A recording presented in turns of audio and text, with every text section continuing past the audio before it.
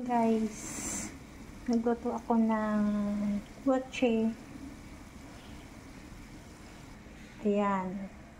Yan pa, hindi ko pa naubos. Pa, may natira pa, nilagay ko lang muna dyan ang cheese. Ayan, pag lumulutang lang siya pag na, malapit na pala maluto. Okay.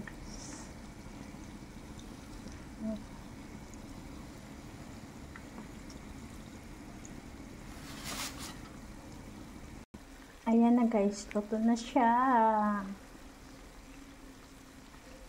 Ayan na guys. Tapos, lagay lang natin ulit yung 4 na tira. Dahan-dahan lang. Yan, di ba? Namutan din yan.